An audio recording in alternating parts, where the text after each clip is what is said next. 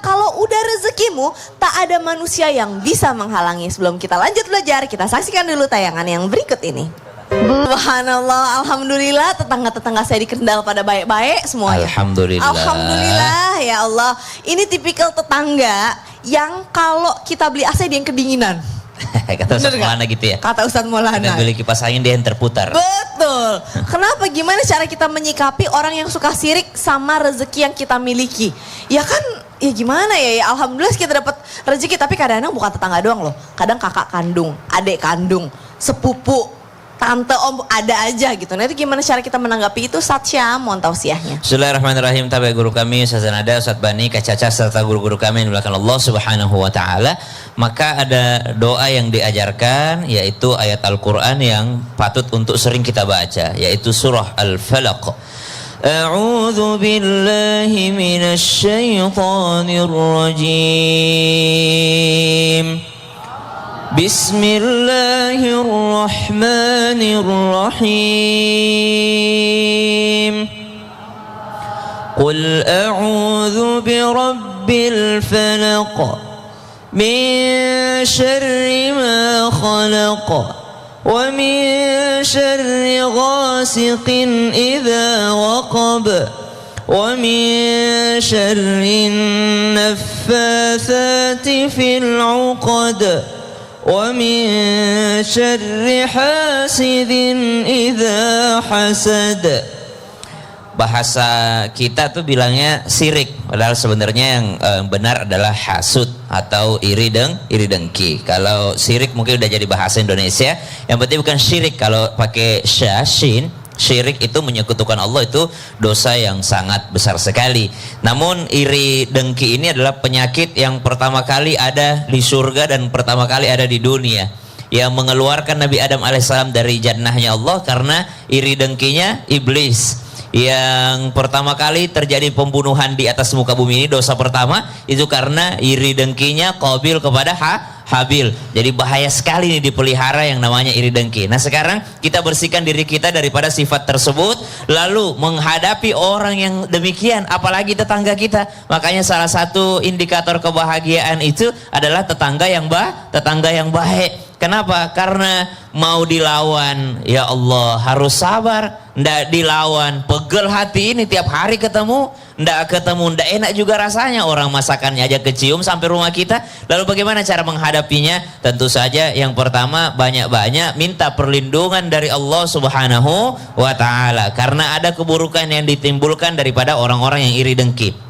Yang perlu kita lakukan adalah memohon perlindungan kepada Allah Subhanahu wa taala. Yang kedua, anggap ini sebagai ujian yang bisa mengantarkan pahala yang banyak kepada kita. Nabi pun selalu berdoa itu, Allahumma inni a'udzubika min jahrisu. Ya Allah, aku berlindung kepadamu daripada tetangga yang tidak baik. Kalau ada sesuatu, biasanya begini Bu, kalau mau ngukur akhlak kita, kalau ada berita buruk kita dengar, kita langsung percaya, berarti akhlak kita kurang baik itu. Akhlak kita kurang baik. Kenapa? Karena kadang-kala manusia itu kalau berita tidak baik cepat percaya. Tapi kalau berita baik itu tidak mau langsung percaya.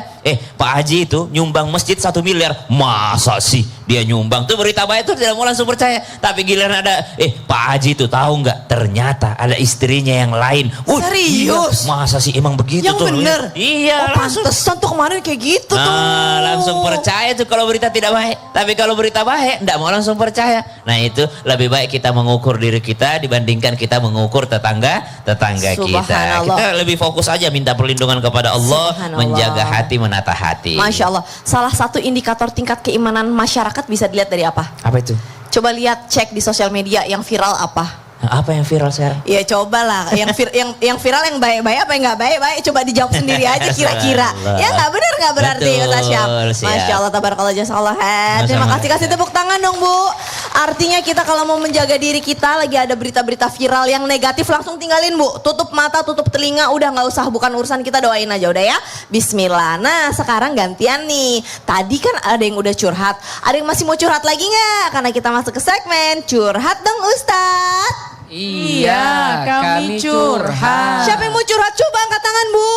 Ayo ganti. gantian kali ya. Tadi sebelah kanan sudah, sekarang sebelah kiri saya. Silahkan Ibu, silahkan turun ke bawah sini, saya bantu.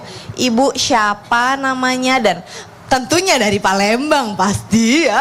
Silahkan Ibu.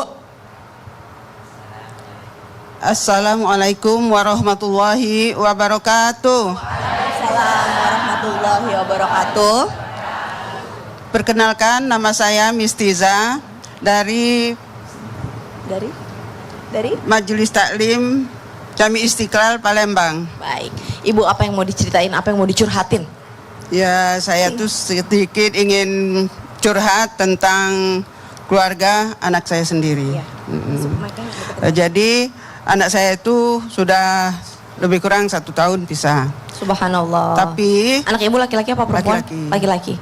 Tapi kita agak shock dengan keadaan waktu si istri menggugat cerai. Dia berkata bahwa anak saya sudah meninggalkan rumah sudah 8 bulan.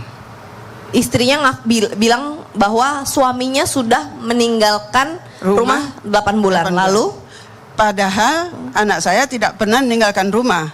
Sebelumnya memang ada pergi menemani anaknya, keponakannya untuk ada pendidikan di Kampung Inggris. Nah, jadi di situ pas pulang saya dihubungi bahwa nanti Bu bilang suaminya kan anak Ibu jemput sendiri ke bandara. Jadi saya agak kaget. Jadi dengan adanya kaget, tidak lama demikian dia gugat cerai. Jadi anaknya Ibu ini difitnah oleh menantu Ibu sendiri. Iya. Nah, jadi saya tuh kan agak kaget, agak shock, serba ada di diri saya. Tapi mungkin bagi saya itu ujian bagi saya. Ibu melihatnya anaknya Ibu gimana? Baik-baik aja? Setahu saya baik-baik. Selama ini saya lihat anak saya baik, menantu saya juga baik. Tapi saya kaget karena tidak pernah meninggalkan rumah, tapi dibilang meninggalkan rumah sudah 8 bulan. Meninggalkan rumah karena urusan anaknya sendiri, keponakannya sendiri, tahu-tahu dia pulang tidak boleh pulang ke rumah.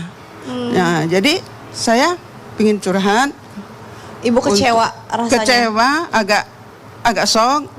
Tapi ya mungkin itu ujian bagi saya. Baik. Ustazah Nada, Ustadz Bani boleh ke depan. Ini bagaimana cara Ibu siapa tadi? Maaf. Ibu Mistizah menanggapi ini. Iya, pertama tarik nafas dulu, tenangin dulu ya.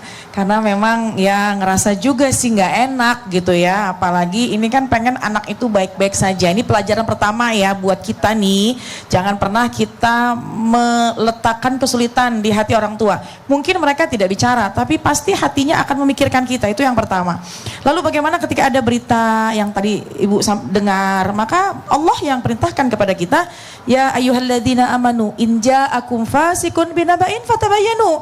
Wahai orang-orang yang beriman, kata Allah, apabila datang suatu berita ya yang memang belum tentu kebenarannya, maka fatabayyanu, tabayun. Dalam Islam sangat ditekankan, dianjurkan untuk bertabayun. Apa itu tabayun? Minta kejelasan. Ibu punya hak penuh. Panggil anaknya, panggil mantunya, ada apa sih sebenarnya? Ya, mungkin kita orang tua nggak pengen ikut campur, cuma kita punya hak untuk menenangkan hati, dan di antara cara menenangkan hati kita adalah ayo panggil anak dan menantu. Apa sebenarnya masalah yang terjadi? Jangan sampai ada fitnah. Kan kalau ditabayunkan ada fulan, memang istilah katanya nih orang Betawi, diamprokin dalam satu tempat, diamprokin dalam satu keadaan, maka insya Allah tidak ada yang bisa ditutup-tutupin. Ada apa masalahnya? Insya Allah mudah-mudahan Allah berikan futuh, Allah berikan kemudahan untuk ditemukan jalan keluarnya. Amin. Gitu. Ibu kalau kira-kira menantunya Ibu lagi nonton, Ibu mau ngomong apa coba? Ya, untuk menantu saya sendiri, Veronica, untuk dalam hal ini Ibu berharap semoga berkatalah jujur dan juga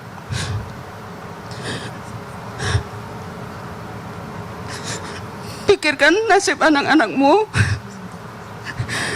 Ibu sayang kalian dan cucu-cucu sayang.